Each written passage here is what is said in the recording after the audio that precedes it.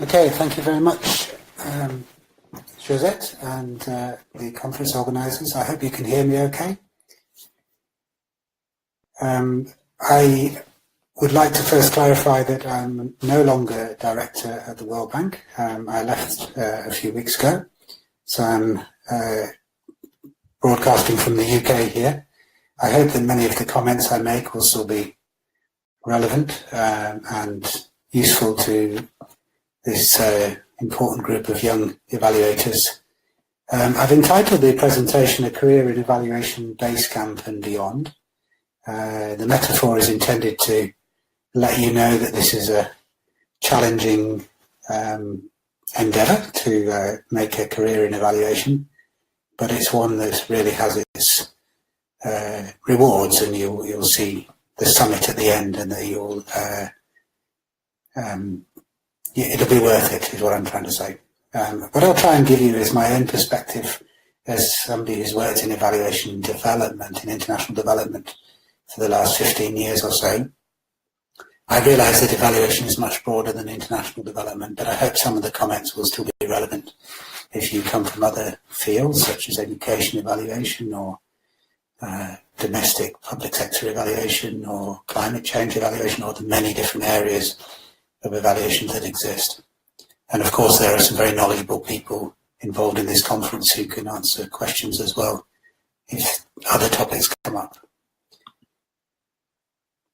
So one of the first things I want to say is that this is a relatively new profession. So from the point of view of developing a career, it has its challenges in that there's no easy map to follow. It's not like accountancy, for example, or medicine, where there are very strong professional structures and well-established practices going back decades or even centuries. There are no royal colleges of evaluation. There's no chartered institute of evaluation, at least not yet. So if you're looking for a map, as Robert Redford is in this slide, you'll see that there isn't one, and that means you can choose your own path or beat your own path. But there are some basic options, and two of them are listed below. One of them is, and these are by no means the only options, but two options that often come up. One of them is to develop a sectoral specialism, and then add on evaluation to that. I mean, I myself, I'm an economist. I've also worked in health. Worked with many colleagues who have other different sectoral backgrounds. Public health is quite a common one, statistics, social development, gender, there are many others, anthropology. And then they start in those fields, and then they move into developing more and more in-depth knowledge of evaluation. So you end up with both those specialisms. And that's quite a powerful combination, and it helps to manage your risks. A slightly more risky route is to take evaluation as a specialism itself and only work in that field. But that is less common in my experience. I now regard myself as an evaluation specialist, and I think that's my main career anchor, but many people who work in evaluation also have another career anchor as well. Let me start by what I think employers are looking for, in my experience. And again, talking from the perspective of somebody who's worked in a big bilateral development agency, the Department for International Development in the UK, and also in the World Bank. And also I've obviously interacted with a lot of people from different development agencies, and I have some experience of health as well, the UK's health and international health fora. So what are employers are looking for? The first thing of all is an evaluative mindset, as represented by Sherlock Holmes in the picture. Somebody who's inquisitive, really wants to understand what's going on, really wants to find the answers, but is also very objective and evidence-driven. Somebody who's highly analytical, uses rigorous methods, and can form an independent point of view based on the evidence, and won't be pushed around by context or the people who you're interacting with into forming a view that's not driven by the evidence. Obviously, a good technical knowledge of evaluation methods is very useful. I'm getting a message that the sound is not very clear. Is that something I need to address? Could the moderator just confirm?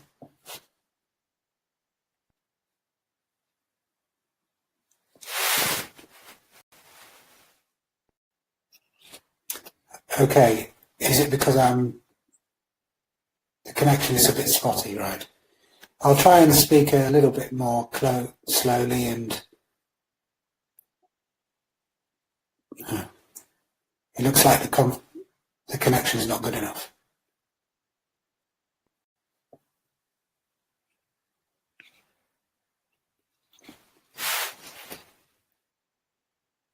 Somebody else is saying that it's fine, so it doesn't sound like it's a problem at my end. Let me carry on for a few minutes and we'll see how it goes. The methods side of it is important, but I'd like to stress that it should be not just one area of methods. If you're looking to work in evaluation, you should try and develop a broad perspective. So, for example, if you come at it from a qualitative background, please try and develop a good understanding of quantitative methods and vice versa. That's an obvious area.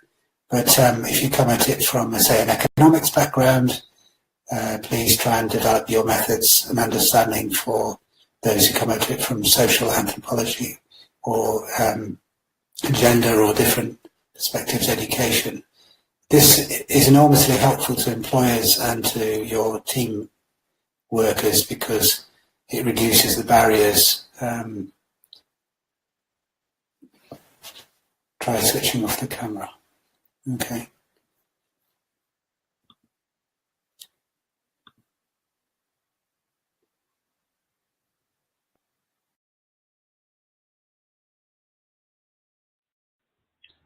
Is that better?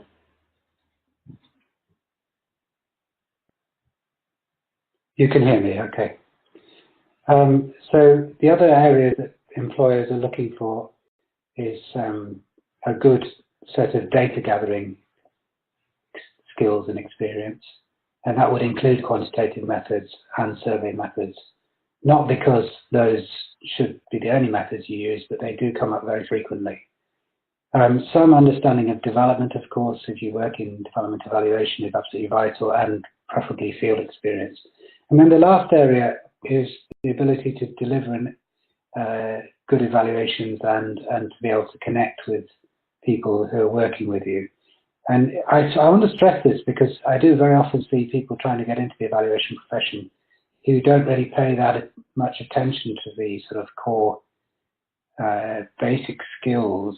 They focus on their technical skills, and then later on they find that they're rather less well trained in the areas of communication or actually delivering and managing work. And that is a shame because there are a lot of employers who vitally need the combination, the ability to work with broad perspective, the ability to bring policy and communication skills into your work, as well as knowing the technical aspects of evaluation.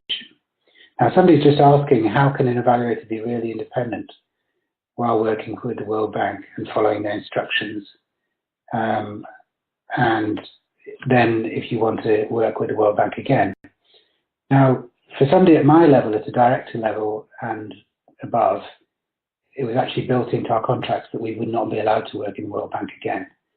So independence was protected from that level. Below that level, for the actual evaluators, we tend to the view that the independence is protected by the governance structures on the one hand, and also you are trained to be to have integrity and professional independence as in terms of how you work. So a bit like a doctor, for example, would engage very closely with a patient, but wouldn't allow their independence to be compromised when forming a diagnosis or giving advice. You're expected to follow your own to demonstrate integrity as an evaluator. But then there are governance structures above that. The accountability then comes, in the case of the World Bank, through the organisational setup. So the World Bank's evaluation managers and the Vice President responsible, the Director General for evaluation, reports direct to the board and doesn't report to management. So the people who are responsible for making sure that they're held to account is the actual board. And for example, IEG went through an external evaluation of IEG recently to check that. There is no professional body holding evaluators to account, unlike in accountancy, for example, or medicine. And that is a weakness, I think, but it's one that's partly addressed by the networks of evaluators and sort of peer reviews. So, for example, in the UN, many UN units have evaluation peer reviews. That's been a practice which has developed over a number of years, where UN agencies subject their own evaluation units to peer review by other evaluators. So just moving on, some of the career paths that one can go through. One route which I followed myself, which was to train as an economist. I worked in the Bank of England and then in the private sector, and then I moved into the UK's Government Economic Service and worked in health. Now there was a lot of element of economic appraisal in there, so I already had some of the basic tools of evaluation. But then I moved to work for DFID, and their evaluation is given such a lot of prominence that I took on a role as an evaluator. I had to learn on the job because there wasn't really a very strong tradition of other routes in, apart from the well-established International Programme in Development Evaluation Training at Carleton University in Ottawa, IPDET, which many evaluators have used. I didn't even take that, but I learned about evaluation while working for DFID, and then ended up managing evaluation specialists. And we set up our own evaluation competencies and professional standards. So that allowed me to be accredited as an evaluation specialist by external experts who we invited to assess the evaluators. And then eventually I was recruited to the World Bank's evaluation group. And who knows what happens next, but one option for me is to work in the UN or in consultancy. So that's one route that worked for me, but a totally different route, which a colleague followed, for example, would be, it's quite common actually, is to have worked in social protection in international development, because that's an area where rigorous impact evaluation using RCTs was developed at a relatively early stage. So in development, you come across a lot of people who worked in social protection as evaluators. Colleague I'm thinking of then worked in a multilateral development bank, one of the regional ones, and then moved to 3IE, which is a specialist evaluation agency that was set up about 9 or 10 years ago, and then became head of evaluation in one of the government agencies, and then finally worked in IG as the latest posting. And then another well-trodden route would be to do actually a master's in a relevant subject, development economics or evaluation. The ODI fellowship at the IDS in the UK is a common route for people going into development. Another one is the World Bank's Young Professional Programme. These are by no means the only routes. I'm just giving you some examples. I hope you won't take these as the only ways in, because there are many different ways to get in. But the World Bank has this well-developed young professional recruitment program, and there's also the junior professional officer program or office associates. And then finally, they would work in a particular sector, so economics or finance, as a program manager or sector lead, get some research operational experience, and then move into evaluation, and then to move from evaluation back into operations and back to evaluation again and again. So these are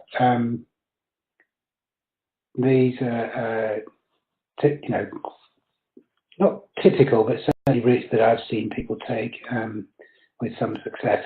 The only thing they have in common is that they are ones that worked. There's no particularly systematic element to it. Now, to get into the World Bank's evaluation area, there are some reasonably well-established channels. Younger people coming in might often get an internship or work as a short-term consultant with either IEG itself or one of the other multilateral development banks, or a think tank or research unit like IDS or ODI, the ones that I know of in the UK, but there are many others like BRAC in Bangladesh.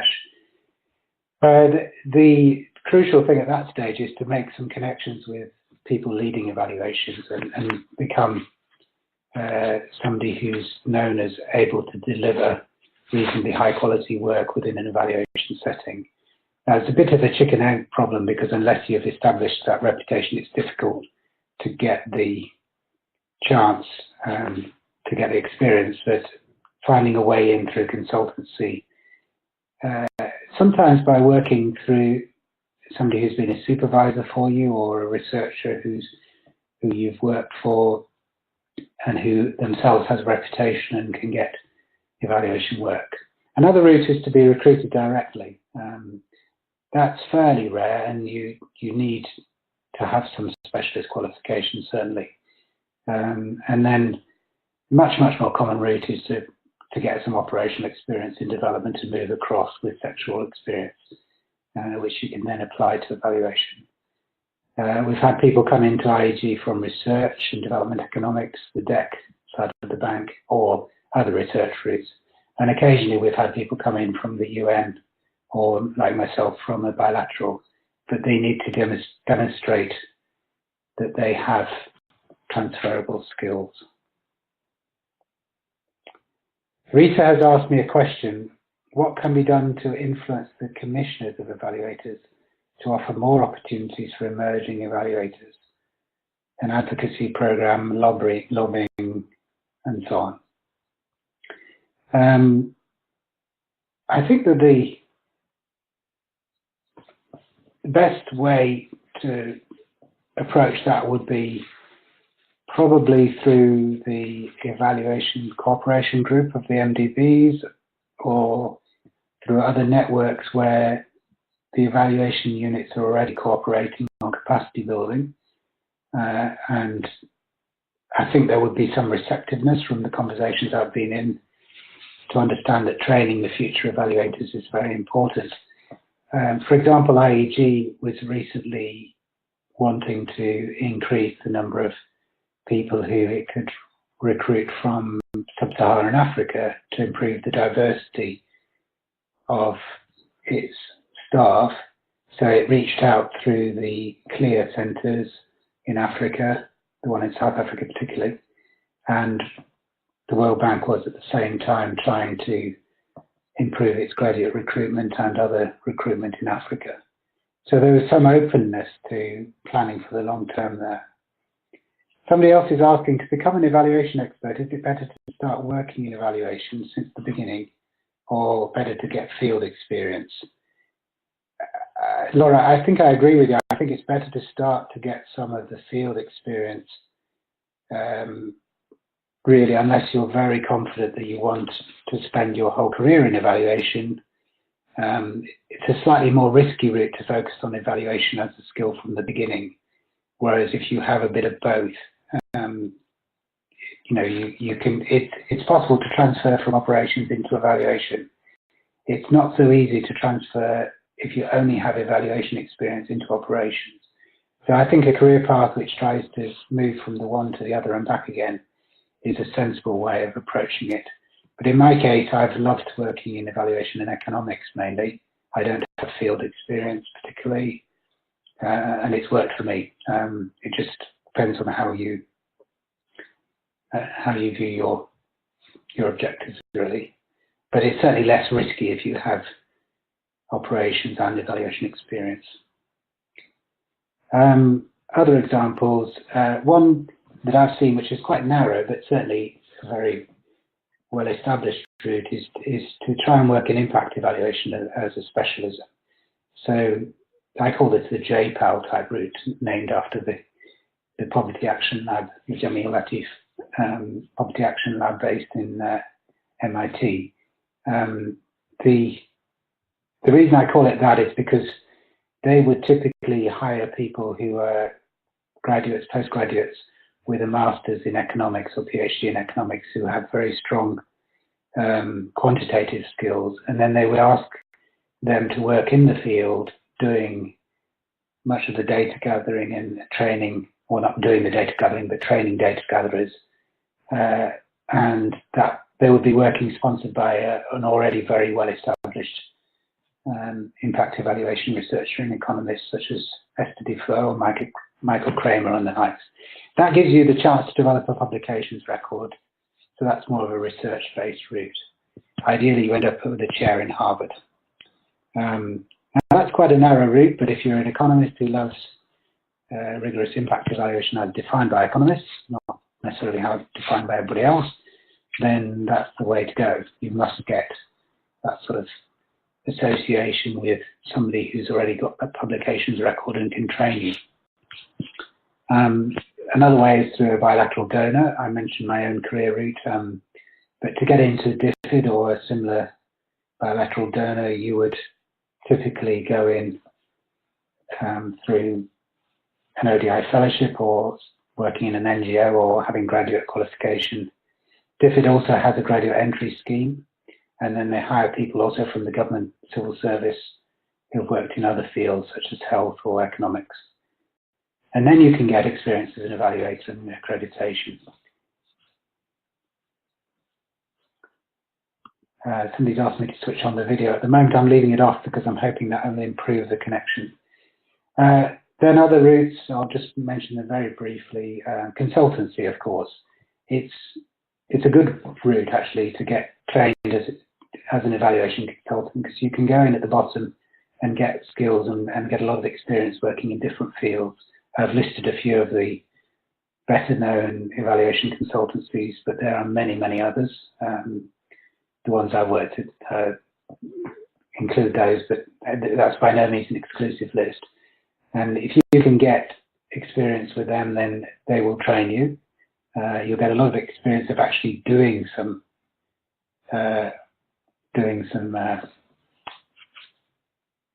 evaluation as opposed to managing. Then working in an NGO and switching into evaluation would be a very good route. Doing research is a route, and then there's the whole area of humanitarian work. Now, ALNAP is the organisation which agencies working in development and humanitarian sector have resources that they share with each other through ALNAP. So that would be one way to find out about that. Now, a few general points, and then I'll finish and just take some more questions. The good news is that if you were to go into evaluation, it's a young field that's growing very fast, and there's a real shortage of excellent young evaluators. So it's a good place to be from the point of view of job opportunities and a chance to do excellent, interesting work. I've certainly made my mark relatively quickly in evaluation, and I think I would have taken longer to get to the level of interesting work that I did if I'd been in a different field. I was lucky, I think, to find evaluation the time I did. But the second point I want to make is that technical skills are not enough. The number of excellent young evaluators is too small. The number of excellent young evaluators who can communicate well and who can be influential is very small indeed, which is a shame. So please work out how to develop these sort of soft skills, or they're not soft because they're very difficult, but they're called soft skills sometimes. Make sure you think about that. I think one of the reasons I've managed to progress in evaluation is because I've tried to keep in mind connecting between evaluators and decision makers in most of my work. And the other side is that the professional standards will become more important over time. I'm sure at the moment, the way that things are, that they're relatively undeveloped or underdeveloped compared with other professions. I'm sure that has got to improve. So would keep an eye on those and try and make sure that you comply with them or at least be very aware of them, because I think employers increasingly in the future will place a greater emphasis on that. So it won't stay a young profession forever. So the work of the European Evaluation Society, Eval Partners and others who've been pushing better professional standards is very important for that. So I think that's the end of my presentation, but I did promise that we would get to the summit. So there is your picture of what you would get to in the end. And it's the view at the top is great, and it's really interesting work. OPM, somebody asking, is Oxford Policy Management. They're a well-known firm of evaluators based, not surprisingly, in Oxford, in the UK. So I'm going to try and answer some questions. I don't know if we want to do this through the moderator or from the questions. It was nice to see Rita's online. Rita, the president of the European Evaluation Society, which is one of the key professional societies that help us to share knowledge. So I'll ask Josette whether she wants to take the floor back or wants me to answer questions direct from the. Okay, well, Thank you so much. It was a fantastic presentation. Now we learned a lot about what are the different pathways towards getting a professional evaluation career in international organizations. So thank you so much. I'm going to proceed with some of the questions. You answered most of them when you were speaking already, but we have some questions. So for example, Marcela Suazo asked, my question is, I'm currently a monitor and evaluation officer, but I'm an engineer. My post-grad studies are strategic management and international cooperation. If I want to keep working as an evaluator, do I need to study economics or not? So that's one question. And then we have another one from Elizabeth. She asked, what's the most important in a CV to catch the attention of the recruiters looking for international evaluators? So what's important in the CV? She mentions that she has experience in evaluating international projects or by programs implemented by 2 local partner organizations. So she wants to know how to catch the attention of someone in an international organization recruiter. I'm going to give the floor back to you with these 2 questions, and maybe we have some time. We can tackle some more questions.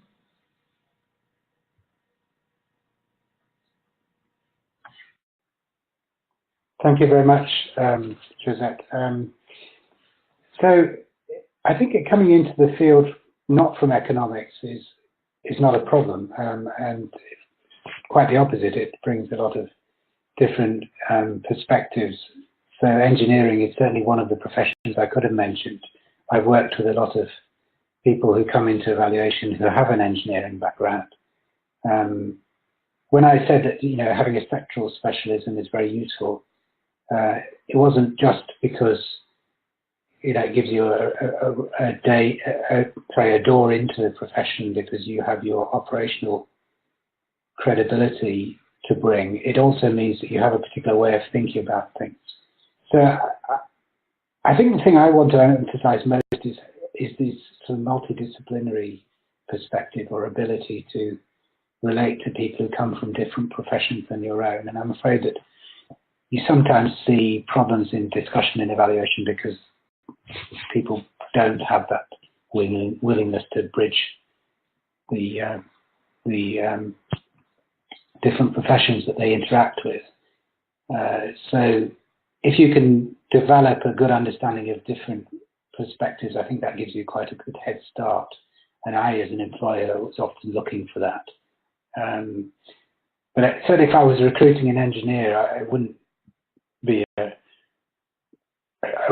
sort of say, no, this person's not an economist, I'm not going to recruit them. Not at all. It's quite the opposite.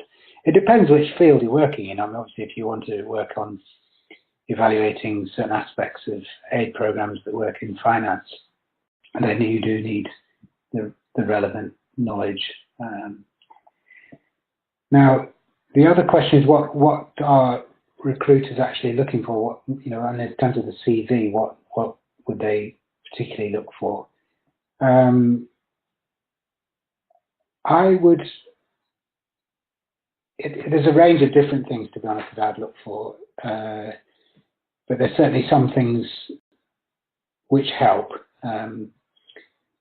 One of them would be some association with a recognised evaluation organisation or professional organisation, or more likely an employer, where you've developed some knowledge of what evaluation really is about.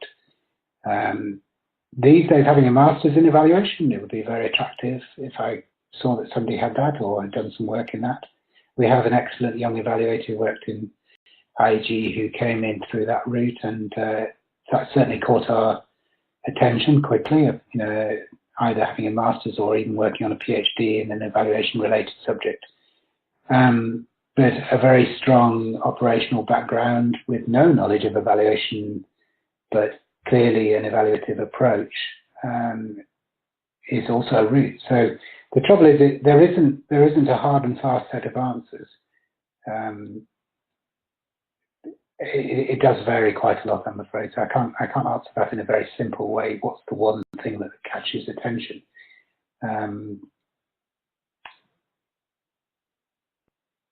So maybe I better take another question, because there isn't really an easy answer to that. It can vary a lot, and I suppose maybe the right answer to that is, don't be discouraged from applying by thinking you haven't got one particular thing, because we often hire people who didn't have evaluation as a long-term specialism, but turned out to be excellent evaluators.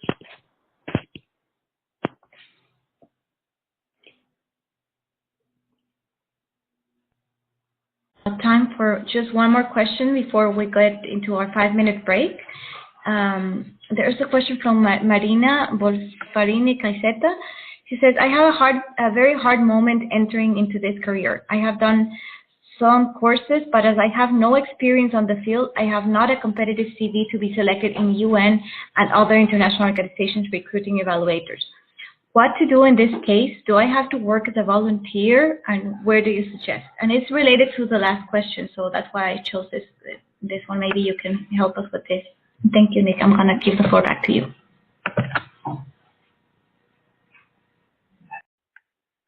Yeah.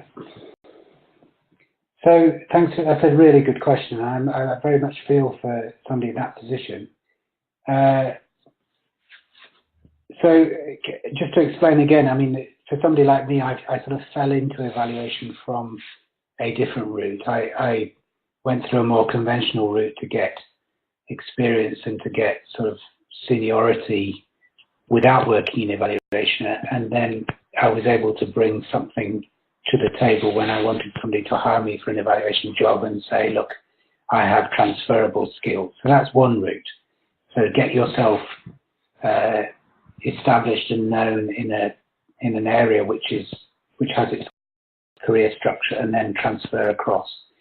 If you want to get evaluation experience from the beginning and build your career as an evaluator, I think you need to build networks with somebody who already is doing evaluations, and be prepared to work at a relatively basic level with them, doing more of the data and research assistant type work to get experience with them and to show that you have the right approach, and to get yourself known and gradually build up some experience.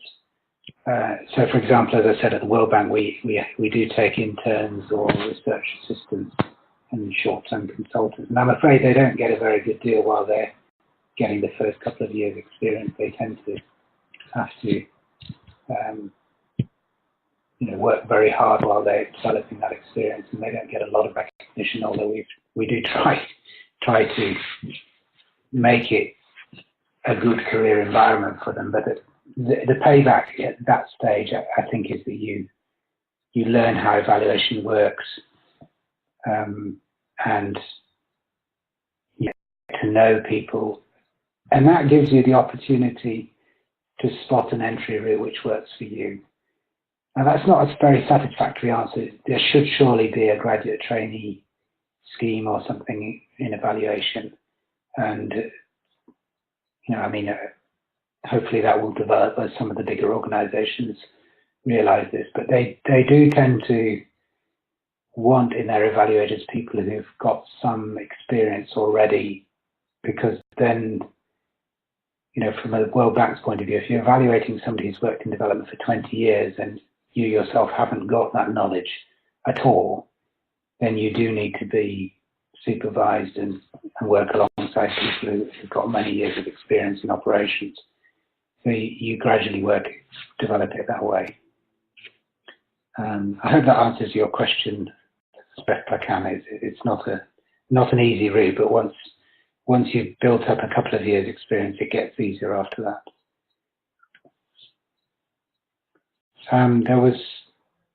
There was a question about why evaluation is mostly used with international development sector, not by private companies and others.